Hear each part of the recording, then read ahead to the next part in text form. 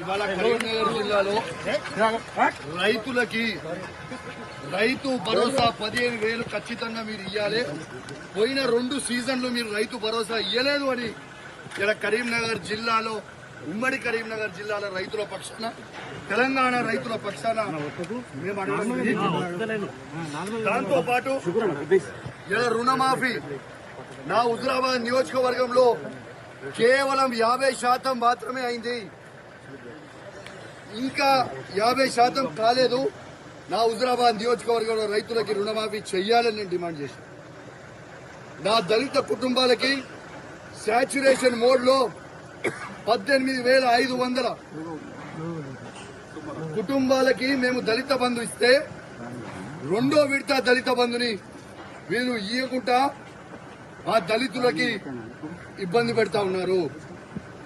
ఇలా ఖచ్చితంగా దళిత బంధు విడుదల చేయమని చెప్తే అడిగితే 3 మంత్రులు ఎమ్మెల్యేలు అందరూ కూడా మందబలం ఉంది కదా, అధికార బలం ఉంది కదా అని వచ్చి బెదిరించే ప్రయత్నం చేస్తా ఉన్నారు. మీరు బెదిరిస్తే భయపడేటోడు ఎవడు లేడా? ఖచ్చితంగా కేసీఆర్ గారి పక్షాన మేము నిలబడతాం. కేసీఆర్ గారు ఏ విధంగా అయితే రైతులకి 1,00,000 కోట్లు ఇచ్చిండో మేము రైతుల పక్షాన నిలబడతామని మాట ఇచ్చాం.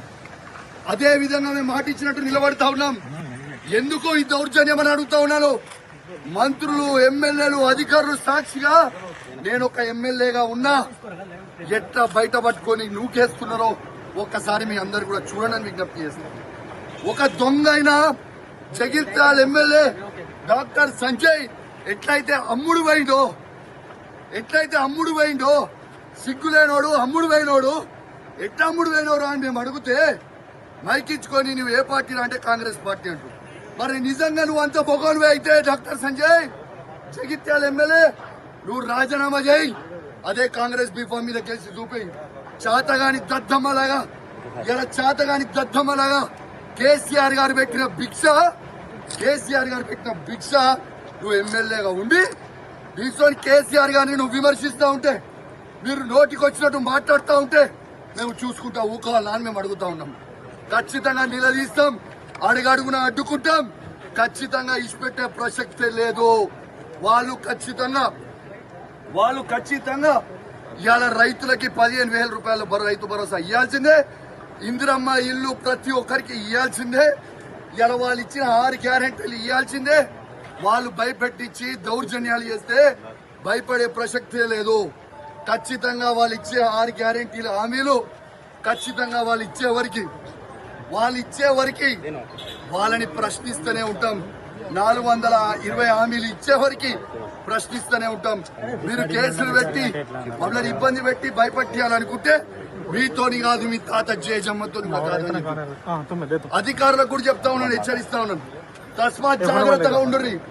మీరు ఇష్టం వచ్చినట్టు మీరు చేస్తా ఉన్నారు. 3 ఏళ్ల తర్వాత మళ్ళా కేసీఆర్ గారు ముఖ్యమంత్రి కాక తప్పదు. ఎవరు కూడా ఇలా ఎక్స్ట్రా చేస్తున్న అధికారులని ఎవరిని కూడా ఇచ్చిపెట్టాం. అది కూడా గుర్తుపెట్టుకోండి అని చెప్తా ఉన్నాం. ఇవాళ మేము కొట్లాడేది ప్రజల పక్షాన. ఇవాళ పోలీసు వాళ్ళని కూడా అడుగుతా ఉన్నాను, మీకు కేసీఆర్ ఏం తక్కువ చేసిండమ్మా? మీకు అద్భుతమైన ఫార్చునర్ ఇచ్చిండు, అద్భుతమైన ఇన్నోవాలు ఇచ్చిండు, 5 స్టార్ పోలీస్ స్టేషన్.